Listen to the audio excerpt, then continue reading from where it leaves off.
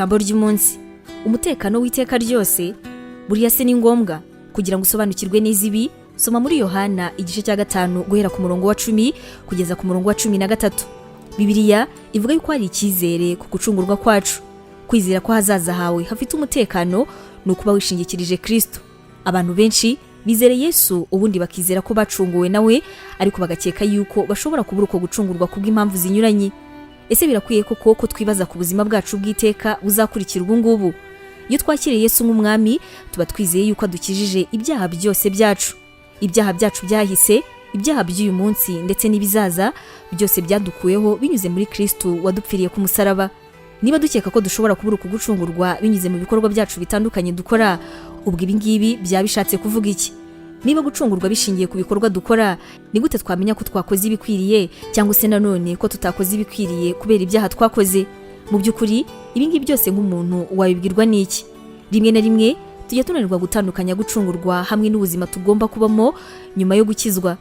Nyamara ariko turamutse tubashije gupima ibintu byiza dukora hamwe n'uburyo twakabaye tubaho, kwizera nibyo bifata umwanya wa mbere. Buri gihe tuba dushaka gutsindira urukundo rw'Imana kandi nyamara turufite, ahubwo nyamara ikintu tudakunze kwitaho ni ugucungurwa gushingiye kuri Kristo. Byose rero tukaba dushobora kubibona ko dufite Yesu duha gucungurwa, ndetse uku gucungurwa akaba ariko kuduha umutekano wo hazaza hacu hiteka. Uyu mutekano ariko tugomba kuzirikana yuko utaduha urushya ku gukora ibyaha. Ibi bikaba byagabanya agaciro k'igitambo cya Yesu, ndetse bikanatesha agaciro impuhwe z'Imana.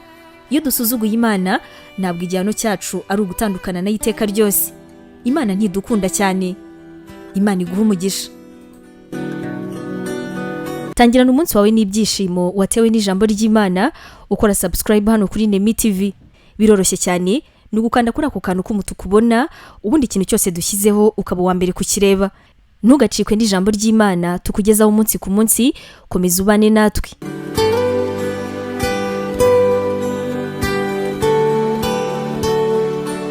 Waba utekereza ko wahamagariwe gukora umurimo w'Imana? Wifuza inyigisho zacu se zisohoka buri munsi zagufasha mu buzima bwawe, cyane cyane zigukomeza mu bibazo? Umva wifuza kwiga ibijyanye na teolojiya, ukamenya ijambo ry'Imana, intwaro yagufasha mu buzima? Duhereye kuri iki kibazo cya nyuma, niba igisubizo cyawe ari yego, ngufitiye inkuru nziza cyane. Iyi nkuru nuko tugufitiye ishuri rya teolojiya kandi wigira ku buntu. Mu ishuri ryacu harimo porogaramu zitandukanye zirimo nka Pastoral Studies, aribwo buryo wakwiga kuba umuvugabutumwa mwiza cyane. Tugufitiye kandi Biblical Studies, ariyo masomo atandukanye ya Bibiliya, ndetse na Christian Counseling, inama za Gikristo zifasha gukomeza imitima.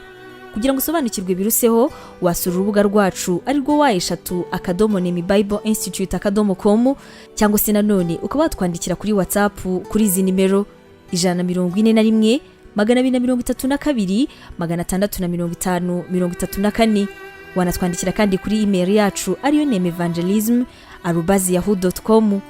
Imana iguha umugisha.